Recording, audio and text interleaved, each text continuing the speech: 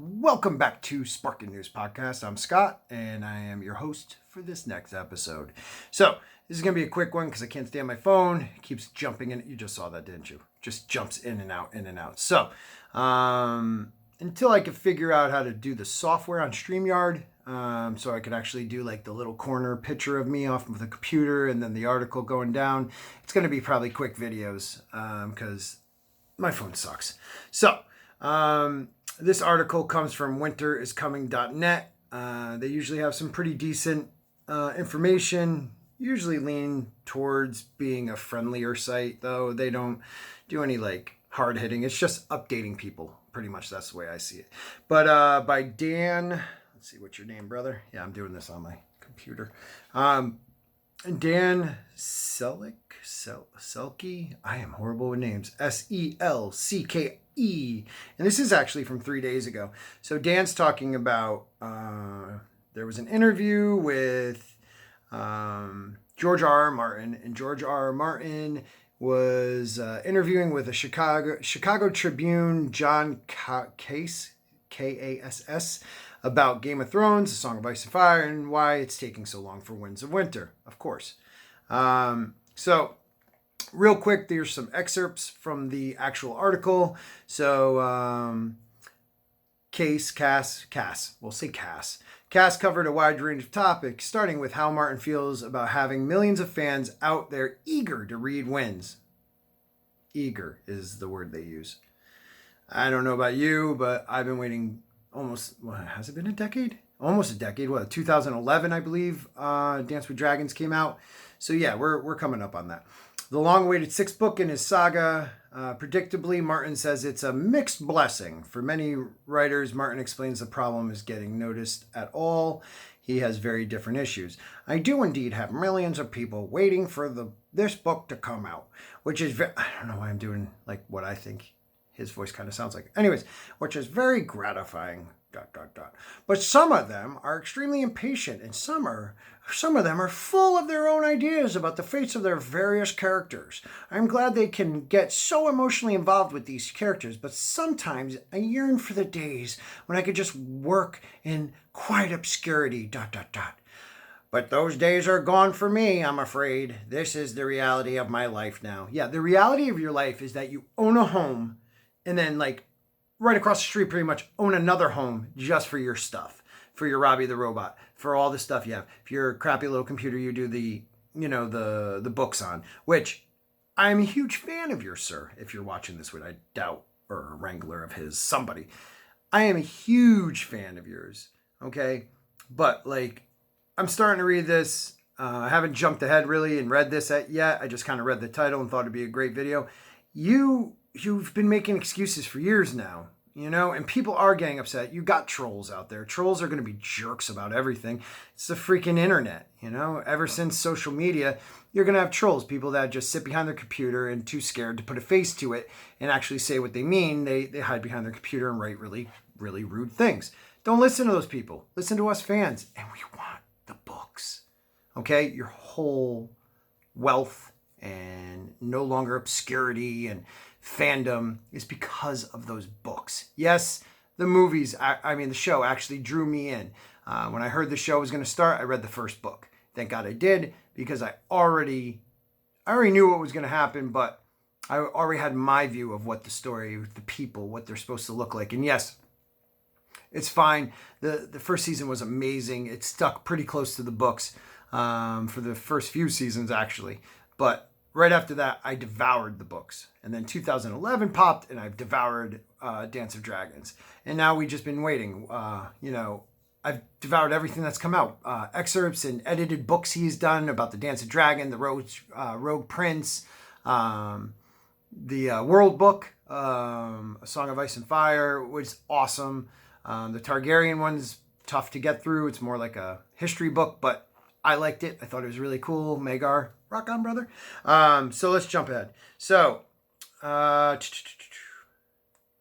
indeed, let's remember, occupied far more of the time, developing series, wildcard stories. On top of Winds, he also writes more Dunk and Eggs, other volumes of Fire and Blood on TV, executive producing an HBO adaptation of Nendi for Who Fears Death, And of course, there's the Game of Thrones ones people are waiting for. So George says, the success of the show and the success of other things has injected a lot of other aspects into my life.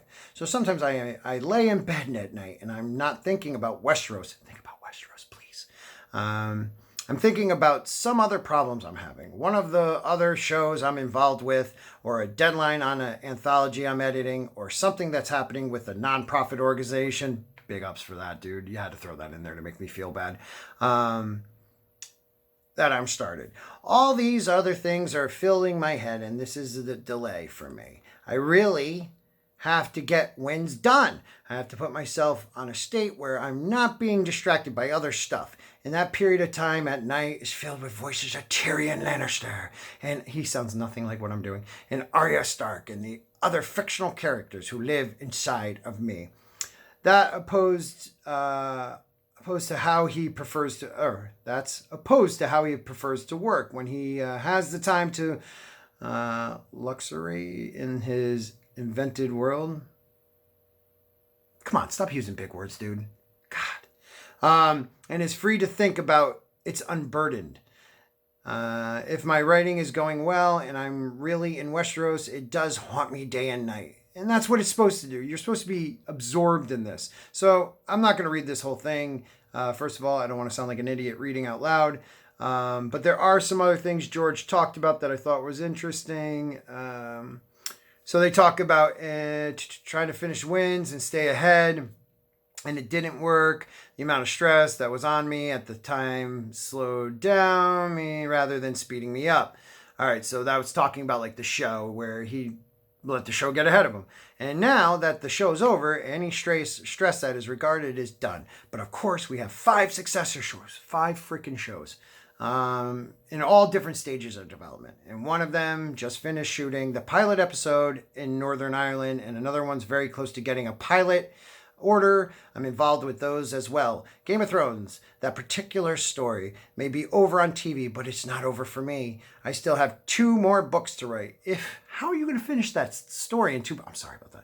In 2 books, I can't see it. And there's other stories in the world of Westeros, which is an entire world, and I am still deeply involved with this. So I believe me, there is plenty to keep me busy. So,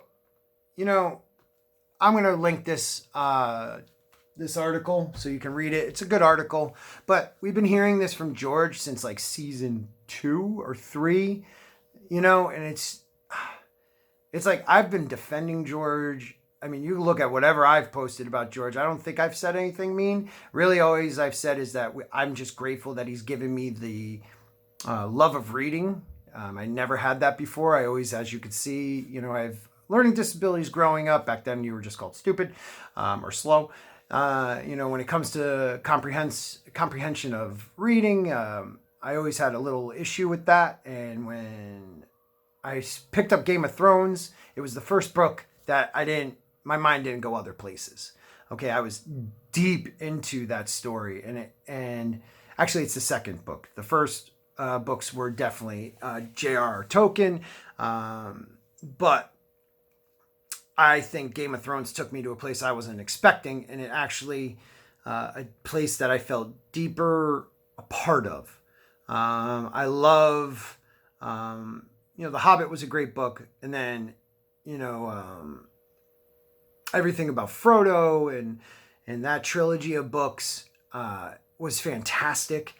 But I felt more a part of George R.R. Martin's world, A Song of Ice and Fire. And I'm thinking that's because I was older when I started reading it.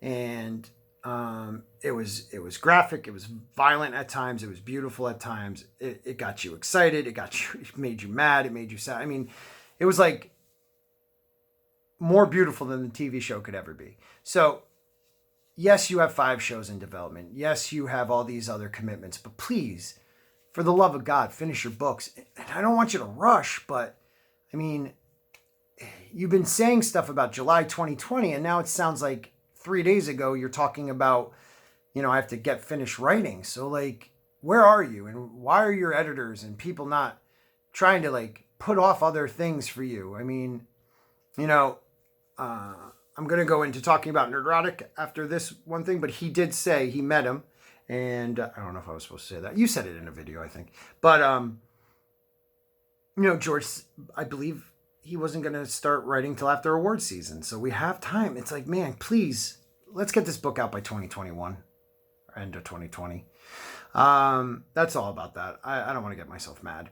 Please, George, finish it. From a real fan, not someone who just watched the show, and I don't mean any disrespect to show watchers, but who love your books. Please, I don't care about your shows anymore. I just want the books. I just want a great story finished.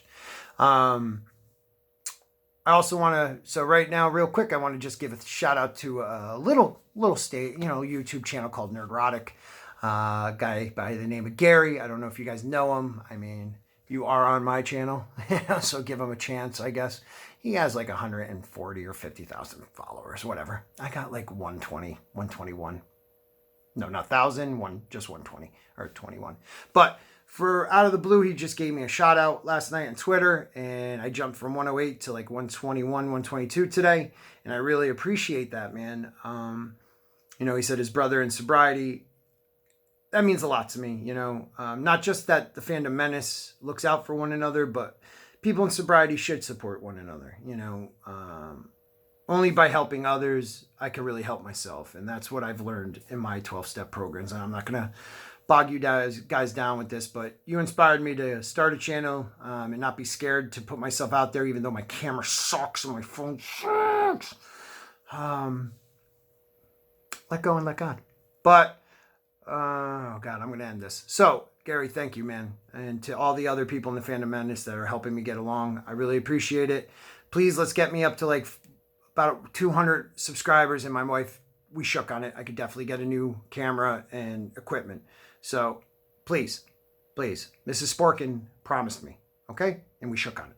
So, just remember, everybody out there, if they're calling you names, they've already lost the war. Have a great night.